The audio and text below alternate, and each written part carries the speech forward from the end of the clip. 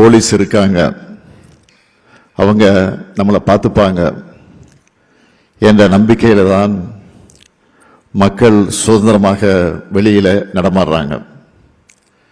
நள்ளிரவு அதிகாலைன்னு எல்லா நேரத்திலையும் வேலைக்கு போயிட்டு வராங்க. தமிழ்நாடு பாதுகாப்பான மாநிலம், அமைதி பூங்கான்னு இந்திய அளவில் எல்லாரும் சொல்றாங்க. முதலீடுகளை மேற்கொள்ளக்கூடிய சிறந்த இடம்னு உலக அளவிலான நிறுவனங்கள் நம்முடைய தமிழ்நாட்டை தேடி வராங்கன்னா அந்த நம்பிக்கையை புதுசா பணியில் சேர்ந்திருக்கக்கூடிய நீங்களும் காப்பாற்றணும். தமிழ்நாட்டின் எதிர்காலமே உங்கள் கையில் தான் இருக்கிறது என்ற பொறுப்புணர்வு உங்க ஒவ்வொருத்தருக்கும் இருக்கணும்.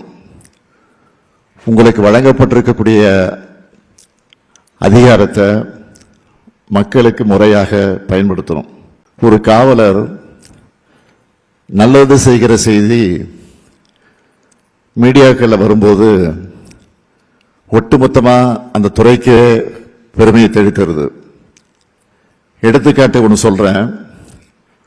கடந்த ஆண்டு ராஜேஸ்வரி என்கிற ஒரு பெண் காவலர் பெருமழை பேரிடர் காலத்தில் காயமடைஞ்சு சுய நினைவில்லாமல் இருந்த ஒருத்தரை தன்னுடைய தோல்ல சுமந்துட்டு போய் காப்பாற்றினார்.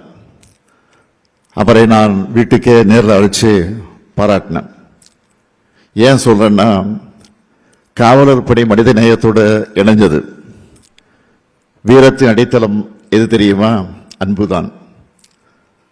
அதே போல இன்னொரு பக்கம் எங்கேயோ ஒரு காவலர் தப்பு செஞ்சாலும் ஒட்டுமொத்த துறை மீதும் மக்கள் வச்சிருக்கக்கூடிய நம்பிக்கையை அது பாதிக்கும். அதை உணர்ந்து நீங்க ஒவ்வொருத்தரும் கவனமா செயல்படணும்.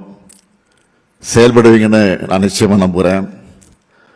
காவல்துறை பொதுமக்களின் நண்பன்னு சொல்றது வெறும் வார்த்தையா இல்லாம, வெறும் வாசகமா இல்லாம, ரியாலிட்டியில நீங்க அதை ப்ரூவ் பண்ணணும். காவலர்னா மக்களுக்கு காட்சிக்கு எளியவர்களா கனிவா நடந்துக்குங்க. உங்களுடைய உறுதி செய்கிற வேலையில தெரியணும்.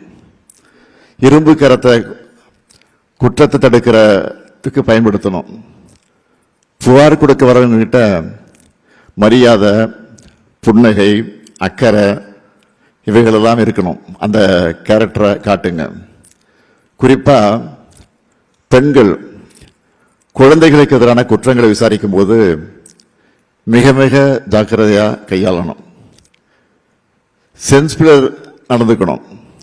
இந்த துறைக்கு பொறுப்பு வைக்கிற முதலமைச்சரா இது என்னுடைய கோரிக்கை மட்டும் இல்லை, 100% நீங்க கடைபிடிக்க வேண்டிய உத்தரவு.